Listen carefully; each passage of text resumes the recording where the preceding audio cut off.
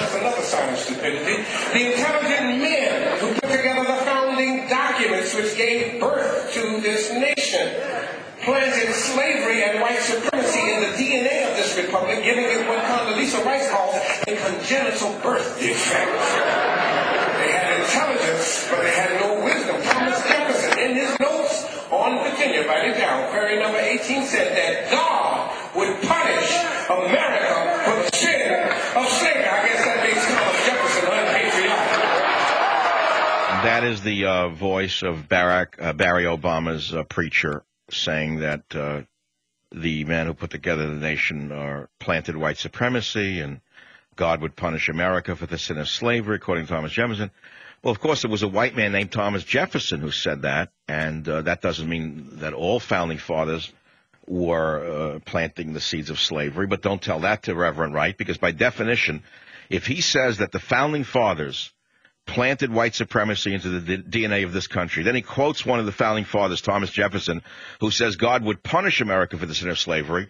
It means he's selectively choosing to say that all of the founding fathers were white supremacists without giving any credit to Thomas Jefferson, who was obviously not. And so therefore he is showing himself to be a racist SOB through and through, a hater of white people. And if it is true that God, it is said God would punish America for the sin of slavery, we have been punished quite enough just listening to this despicable character, Reverend White. Norfolk, Virginia. Charles, welcome to the Savage Nation. Hey, Michael, how you doing? Good. What's up? Michael, I was camera crew for one of the cable news networks that's been keeping tabs on what Wright has been saying recently when he spoke here yesterday at a church in Norfolk.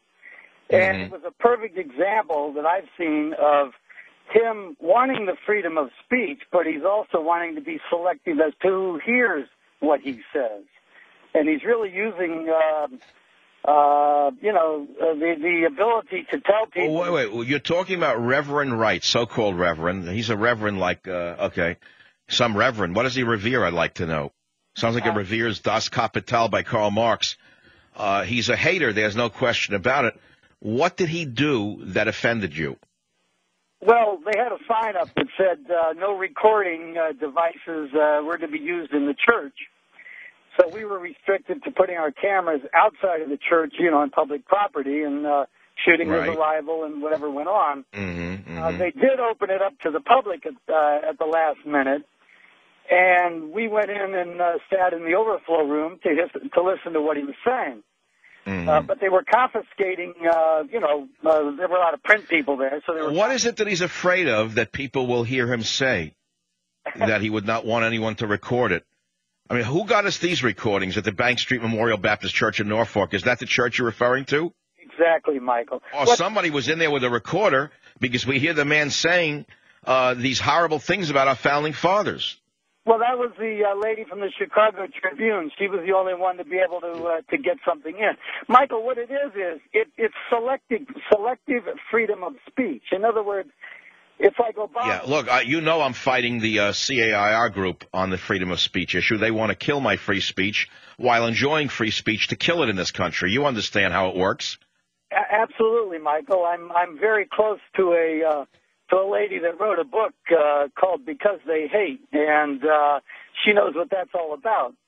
And we're pulling. Well, I think that this Reverend Wright, frankly, has been a tremendous asset for America in that really started America asking themselves about Barry Obama and who he really is. And I think that he's never recovered from that one, despite the fact that the midstream media tells us that he has recovered from it.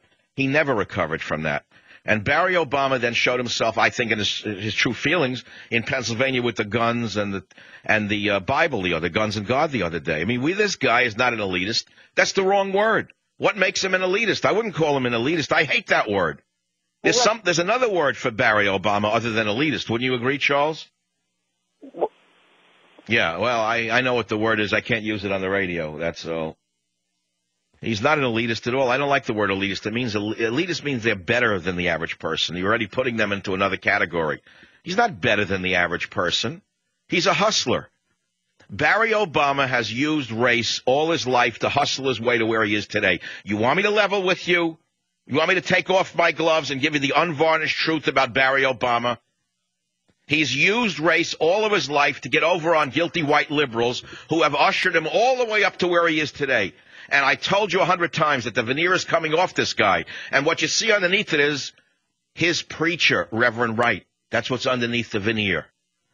So I think it'll be a very interesting next few months. Jefferson had intelligence, but he also had babies by a 15-year-old